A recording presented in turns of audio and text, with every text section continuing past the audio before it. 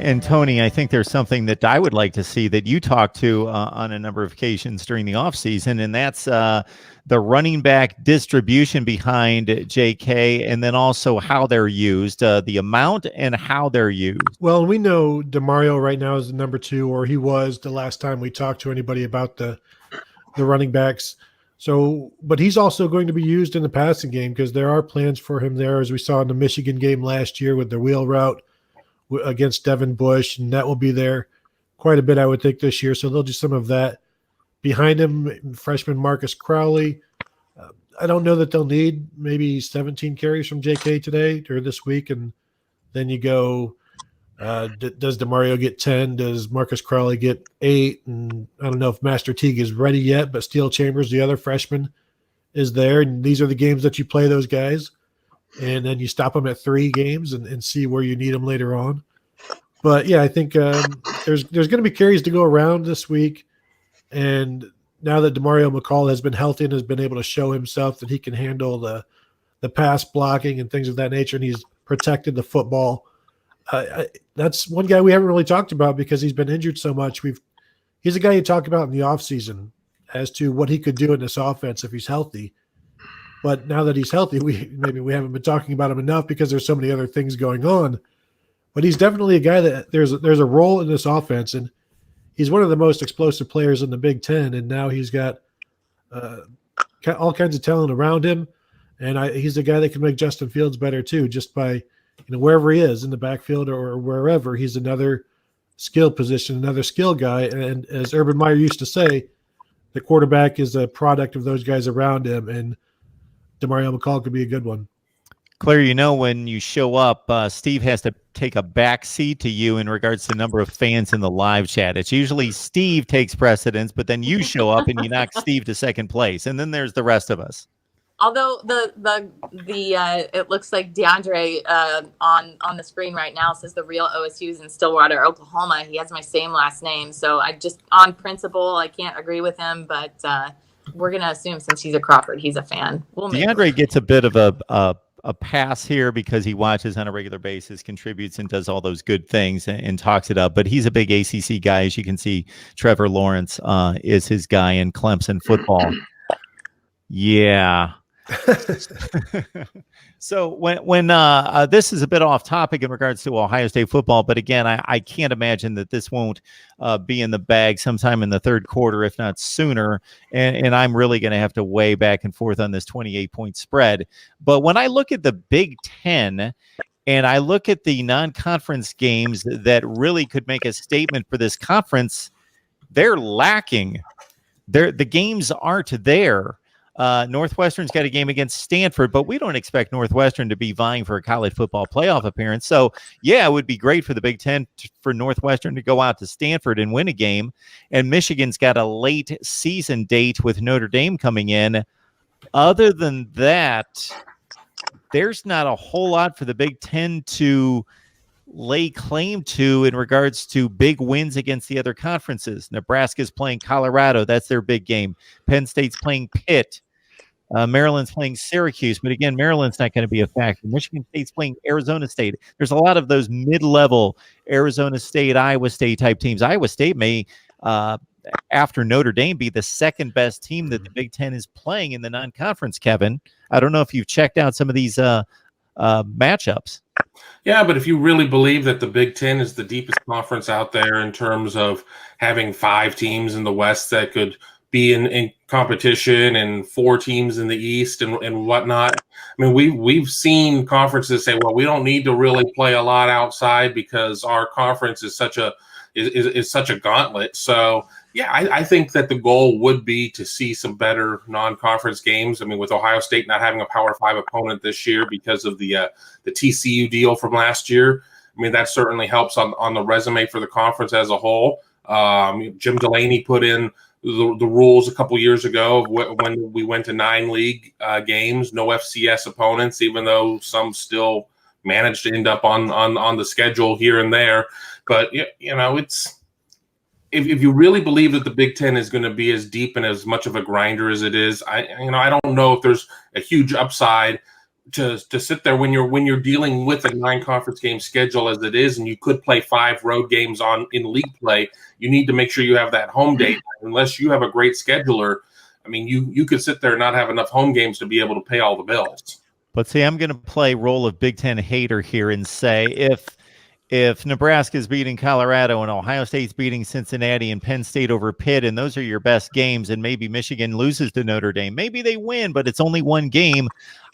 Regardless of what happens in the conference, once the conference is playing in a silo, any conference, it's kind of difficult to be able to evaluate how good the conference is, because every game's won and it's lost. Every league plays a 500 schedule inside the conference. So the way to measure these teams is how are they doing against each other outside the conference. So Steve, we talk about this all the time in regards to Big Ten play, and obviously the league having been left out of the championship for 2 consecutive years, it's going to be difficult for the Big Ten to lay claim to anything outside the conference as being valuable. Well, we say that today as we sit here on August the 28th. I mean, nobody in the Big Ten is playing Alabama, Clemson, or Oklahoma, who are considered, or Georgia, who are considered to be 4 of the top 5 teams in the country. But what's to say Arizona State, who Michigan State plays, could win 8 or 9 games? What's to say that Notre Dame, who Michigan plays, could win 8 or 9 or 10 games? They were in the playoff last year. What's to say Cincinnati can't win 11 games like they did last year, who Ohio State's playing? So I hear what you're saying, and I do. I think Wisconsin in particular is guilty of this. In a lot of cases, they don't play a lot of major Power 5 conference, out-of-conference opponents over the years. But Northwestern playing Stanford definitely counts. I think Iowa playing Iowa State, a ranked team from the Big 12, counts. I think Purdue playing TCU, even though TCU is not ranked in the preseason, they've been a pretty good program over the last few years. So all they're guilty of is not playing Clemson, Alabama, Georgia, or Oklahoma. Beyond that, Am I making any sense, Tony? Basically, what I'm saying is, unless there's a team in the Big Ten, and it's most likely Ohio State or the Ohio State-Michigan winner, unless Nebraska really surprises us, that shows that, okay, we're an 11-1 team, and we didn't have an embarrassing loss, and we dominated our conference. Therefore, we're a college football playoff team, and then we win in Indianapolis. Other than that, if it's a bit of a muddled situation, there aren't those games to point to like there have been in the past, like Ohio State, we went to Oklahoma and we won. Therefore, we're a college football playoff team. And that victory, we all know, earned Ohio State a slot as a non-conference champion. There aren't those games out there. Maybe Michigan, Notre Dame would be it. Maybe, and you, like you said, Iowa State as well. I guess, what does Alabama point to when they beat Duke in terms of their schedule? They don't, but they unfortunately don't need to. Well, maybe we should make them. We should make them. You're absolutely right. But the SEC as a whole can say we have to play Texas, Miami, Notre Dame, off the top Texas, of my head, Clemson twice. Mm-hmm. So it's not a great schedule. It's not a great schedule, but as Kevin said, it is 9 games, and that's when the SEC says that we don't need to schedule non-conference games, even though you've mentioned some good ones. They're talking from an 8-game schedule. Ohio State, and sometimes that 9th game for Ohio State, that 9th game may have been the one that's kept them out the last 2 years. So there's some difficulty there, especially when you're playing somebody who's so familiar with you. But no, it's not a great slate. When Cincinnati is probably one of the best non-conference opponents, like you said, Iowa State. Who knows though? Iowa State might be 10-2 by the end of the season, and then it looks like maybe the best game on the schedule, because I think Notre Dame probably tops out at 10-2 with their schedule. We'll see. But I don't know why you necessarily need to latch on to a team. If Ohio State goes 12-1 this year and has a decent loss, an acceptable loss, then they're likely in based, unless something, in a normal situation, normal circumstances, they'd be in with that. They just haven't had that in a couple of years. So when we talk about the Big Ten champs not making it, there are some, outlying situations there, big blowout losses where the teams don't get in when they have those losses. So I'm not super concerned or, latched on to the non-conference in terms of, what it means for an entire conference or, the strength of schedule, because, the Big Ten is getting their money, and I think they're fine with that. And that's unfortunate where they'll just keep cashing their checks and, protecting themselves. But that's what the SEC has done a lot, where the conference protects them with the way they schedule, in terms of they don't make the schedule too tough 2 weeks in a row, or, they just try to make things easier. The Big Ten hasn't been doing that so much for Ohio State or Michigan or Penn State, the teams with the best odds. But, I think you're dismissing the importance of Penn State and Pitt, frankly. Is that what I'm doing? Well, there's 7 ranked teams in the Big Ten. So maybe, you don't build your resume on playing outside the conference. Maybe I personally didn't put 7 ranked teams in the Big Ten. That's what the coaches and the media have deemed it to be. So if you play a schedule with 5 ranked teams or 6 ranked teams, and you win 4 or 5 of those games, and you get to the end 12-1, I'd say you're pretty much legitimate. I mean, I don't know what else Right. you need to do. I completely agree with Steve here, and what everyone is saying, what they're not saying is that it's only problematic. And Mark, I completely understand what you're saying, and it's difficult to evaluate these teams if you can't really tell who they're playing outside of their conference, if you don't really know. However, it's only problematic until it's time to vote. And, we can talk about it till we're blue in the face as talking heads, and fans can beat their chest about, their team has a better schedule or their conference has more parity. And it all ends up boiling down to the college football playoff. And we don't ever really know who's going to match up with who until they get on the field together. So we can pontificate all we want about who they might match up with and where. But if you're going to be a voter and you're looking at a Big Ten team that's a Big Ten champion, a Big Ten team that it might be a Big Ten champion with a 1 loss as opposed to 2 SEC teams, now that that's precedented. But I honestly don't think it's something that's going to matter until the rubber meets the road in November. Well, I think you're right, Steve. It's not going to hurt the Big Ten as long as they hold serve. Notre Dame loss would be forgivable for Michigan if they're not the team that's the playoff contender.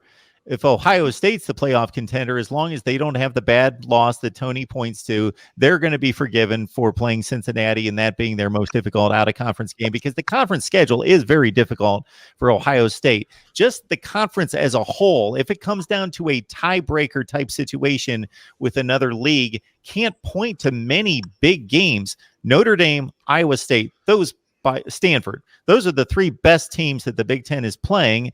And in Iowa and Northwestern's case, I don't know necessarily that they've got the right teams playing those teams, because they're not going to be the teams that are vying for a playoff spot. Does the ACC get credit for playing Notre Dame in this? I don't think they should, because Notre Dame is pretty much just a conference opponent at this point. An adjunct member. No, but they'll get credit for Wake Forest, NC State, and I don't know, Duke. Columbia School of Broadcasting. I mean, I don't know. This of the 4. So when you're talking about the conferences, I don't know that anybody else can. There's the SEC where they can talk about their out of conference this year, but what other conferences would be touting their ability to showcase their strength based on their non-conference? Yeah, off the top of my head, let's see. In the ACC, they've got a game against Texas A&M and South Carolina and Florida and Boise State and Notre Dame 5 times. League game. League game. Not a league game. Pretty much a league game. I'm a Big Ten guy through and through. I was just disappointed when I looked at the non-conference schedules in the Big Ten thinking, who is the Big Ten playing? Yes, if Michigan emerges over Ohio State and they can say, and it's a close toss-up situation between Michigan and somebody else, and they say Notre Dame came in here and they finished 10-2 and we beat them, that's a good win. Again, the Big Ten's not going to suffer from this if there's a clear team to jump out, and it's most likely Ohio State, to say we're the best team in the league. Nobody's going to challenge that, most likely. But if it's more of a muddied situation against these other conferences, the Big Ten is not going to have those kind of games to point to, and they better not slip up and have Michigan State lose to Arizona State like they did last year, and not have Penn State lose to, because if they start racking up those kind of mid-tier, and I'm being kind, at mid-tier kind of losses, then it's really going to look ugly. Well, I mean, if it gets muddy, we already know that it's going to be 2 teams in from the SEC because that genie's out of the bottle. It's going to be Clemson because they're head and shoulders above the rest of their conference, and they just don't necessarily have week in and week out challenges. I mean, they have a couple of good games on the schedule, and that's about it. And then it's going to be 3 conferences battling for the last spot. And as long as Ohio State holds serve, as you said, I mean, then things will work out. But if you trip up along the way, do you really deserve? I mean, you're going to have to sweat it out and see if you deserve to be there. I mean, I don't think that a lot of people are all that concerned about the Pac-12. I mean, I've seen 5 different teams mentioned as potential conference champion there. Utah seems to be kind of a sexy pick, but I've seen everything from Arizona State to Washington to Oregon out there. And then, of course, in the Big 12, I mean, it really seems to be a 2-team race with Texas and Oklahoma, with Iowa State maybe being a half rung below them. But, just back to the Notre Dame point, part of the conference, part of the situation there, okay, they're not league games for the sake of being league games, but they have to play 3 games or 4 games automatically off the ACC schedule just based on what the agreement is. So 5. You can't sit there and say that they're being brave and bold by playing Notre Dame. They have to play Notre Dame. It's part of the deal. Well, let's just cut right to the chase. I'm looking at Oklahoma's schedule. Let's say Oklahoma, Oregon, Ohio State, and Clemson all end up 12-1. And for Clemson to lose a game is a major issue. I'm going to tell you what, if you're looking at a beauty contest and those 4 teams across there are 12-1, Ohio State head and shoulders is in, because Oklahoma's playing Houston, South Dakota, and UCLA. They potentially play 2 ranked teams, Iowa State and Texas. Clemson potentially plays 2 ranked teams, and one of them's already lost, Miami and Texas A&M. And maybe Syracuse in the championship game. Ohio State's going to potentially play 5 or 6. And I'm not even bringing up Oregon or Washington because that's, their league's a little better. They've probably got 4 or 5 ranked teams this year, but nobody in the top 10. So come on, let's just cut right to the chase. If they're 12-1, a 12-1 Big Ten champion is way in. And there's no question about it. Unless you lose by 40 along the way. Yeah, as long as you don't lose by 40 to Purdue. Mark Rogers TV, the voice of college football. So here's the deal. If you like to throw a few bucks at the games, you can go to the link down in the description section below. You grab the link next to the hashtag #SamStrong. It's for a good cause. Believe me, I've mentioned this in a number of videos. There you go, Claire. Point them in the right direction. And the graphic that's built right there that says 50% bonus, it's actually 100% bonus now, I understand. Our friends over at Volunteer Roadshow said that they've upped it at betnow.eu. They double your money. So you're already ahead of the game. You're ahead of the stick. So it's kind of a 2-part plan.